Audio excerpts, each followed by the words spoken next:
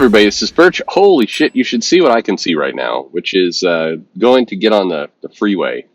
And it is like just red. The thing about Texas is that the roads are kind of a suggestion more than anything else. The roads are there to, I don't know, more or less say, hey, you can drive kind of this way if you want. We put some lines down here. You're free to, use them or ignore them, kind of whatever you feel like. It's really up to you. Freedom.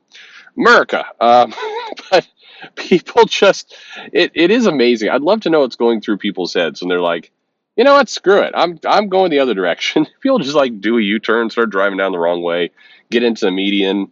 They'll just I watch some guy in a truck.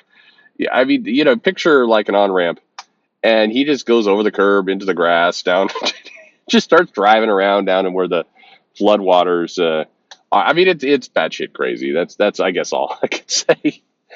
um, I mean, whatever. What's funny too is it's not the people with the trucks. Like, certainly there's some of them, but it's more like the guy's got his, Toyota Camry, and he's like, I'm going down the grass in the middle of this highway. I don't give a shit. Um, that's the part that.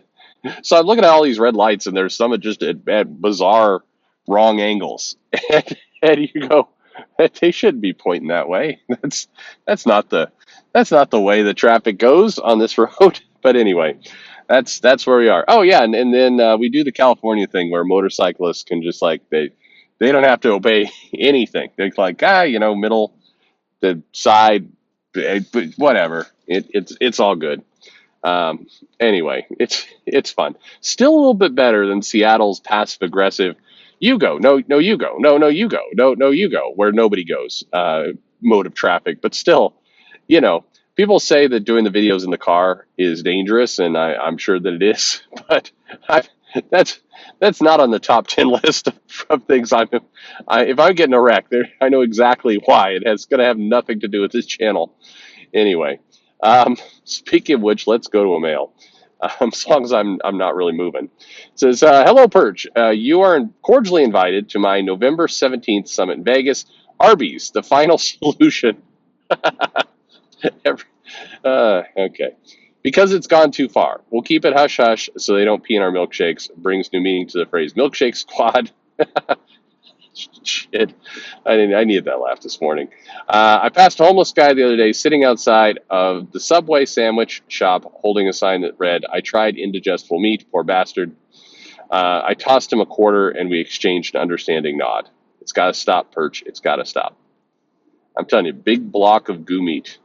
Yeah, I'm getting that interview. I'm going to do the interview with the former Arby's exec. Like, just tell me what you told me. Just tell everyone what you told me for 10 minutes. It's so much worse than I thought. Anyway, I have two questions, says the mail.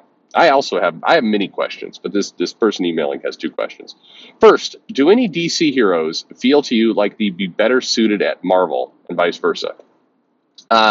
This is a great question, and people have asked this before. This is actually a pretty common comic shop comment or question that comes up, and there's a lot of different opinions on it. For a while, I think the Teen Titans were often in that mix. I remember people would talk about them as being, good Marvel characters would fit. And if you think about kind of the different aspects, I mean, Cyborg, sort of, fine. But if you think about, Nightwing as kind of a young Captain America analog in some ways, and you have, the Beast Boy, we have, characters can turn into animals already in Marvel. And then you have Raven, who has that kind of Doctor Strange magic thing going on. Yeah, you could say that one might fit. Over in Marvel, I think there are a handful of characters that have come up. I mean, arguably, people hate me for this. I think that Carol Danvers' Captain Marvel, in some ways, would fit better in DC, just based on kind of a number of different things. Now you have other characters that are certainly similar. I think that. The general rule of thumb people take is that the more street level heroes are heroes who could at least interact and have flaws that would make them street level heroes, or at least not cosmically powered, would fit more in Marvel, and the ones that like Blue Marvel or characters like that, characters that are quote unquote overpowered would fit better in DC. I don't know. I've really enjoyed a lot of DC when it's gotten to, lower powered kind of street level things. And I mean, Batman certainly always finds a way to, win. But, I think that's an example of a character who's not a cosmic deity, overpowered character. He's very popular in DC. So I don't know that that rule of thumb completely works out. Um, I think the Hulk is a character that's come up a lot as somebody who would do well over at DC. I don't know. I'm trying to think for me. I mean, I guess maybe I'm just so fixated on where the characters are and kind of the universe that I know. And I'd rather see them do more with characters in their current universe as opposed to swapping them around quite a bit. But, who knows? I mean, of course, everybody would love to see, Jubilee over in the DC universe. So her and Tim Drake can continue that romance that, um, anyway, never mind. Okay, second question. At some point, the Bat family has to reach critical mass, right? I don't know. I mean, they just keep piling them on. If every long term Batman writer adds a few new members, eventually it's going to have 50 people, and at that point, it's like a glorified mafia. You step out of line, and a Bat thug breaks your legs. It's time to start killing the Bat children before they kill us. City of Bruce. That's what we got. We need a murder mystery event where every issue a Bat kid dies until it's just Bruce, Damian, Dick, and Babs. And then it turns out they were all killing themselves with the trauma of working with Batman. Tom King's always looking for, I was going to say, that's a Tom King story. There you go. Tom King's always looking for work, right? DC would never do this. Too many of the Bat family are minorities. It would read like a dark political statement.